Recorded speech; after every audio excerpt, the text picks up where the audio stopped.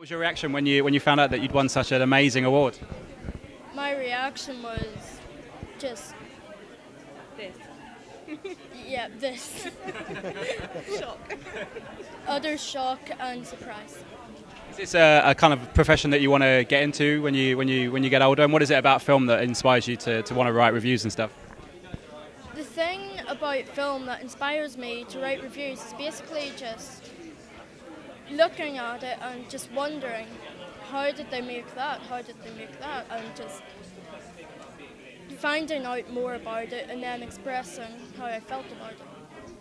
And obviously this is easy for you. This is your job. This is your replacement in 10 years. How important is it for young people to have these amazing platforms to write not just blogs and IMDb, but for them to kind of build up their film knowledge by writing reviews and stuff like that? Well, it's just so important to know that young people are being heard when it comes to their opinions about film, because it's quite easy to dismiss what young people think. And so the fact that Interfilm are giving out awards for precisely that is amazing. And it is so easy for those voices to be unheard or just kind of, like you say, written on blogs on the internet. It's great to know that people are listening and are watching and are keeping their eye out for the next big reviewer. I mean, there's so many amazing access to films now with Netflix and everything else. I mean, when you were younger, was this something that you would have seen yourself doing? Would you have, at that age, been a reviewer, or would you have maybe chose a different path? I had no idea that being a film reviewer was a job that, you know, people that could just do. I thought it was only famous people that got to interview famous people. So it was a real shock to find out that this was a career for me.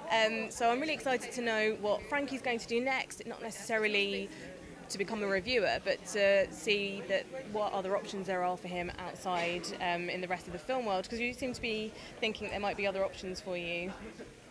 Yeah? Not necessarily a reviewer though. No, maybe as a hobby. As a hobby. But that's it. It's like, you know, it can be a hobby, it can be a career, it can be whatever you want it to be, but just as long as people are still having those discussions about films is the really important thing.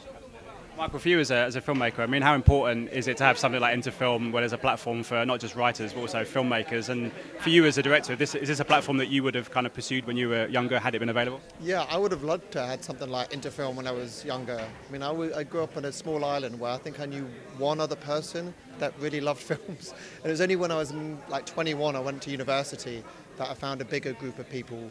And then when I travelled to festivals, when I sort of sent shorts there, you know, that increased. But I never had any idea that you could be at Frankie's age and you could have a festival that celebrates films by young people and gets them to connect and gets them to meet people in the industry. I think it's awesome, yeah. I mean, it's a strange moment in kind of film reviews and everything else with Rotten Tomatoes, and now obviously they're changing their platforms and stuff. For you as a filmmaker, I mean, are you someone that reads reviews, or are you kind of just, as soon as you finished it, you kind of let the world decide, if you like?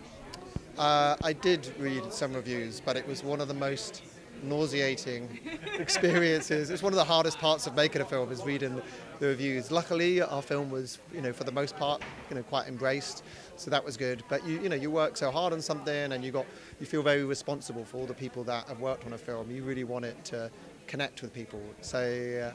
Yeah, I did, but then I stopped after a certain amount because I just thought it could be dangerous. You could end up either getting a big head or because you read a good review, or you could be really deflated if you read a bad one. So I stopped after a while.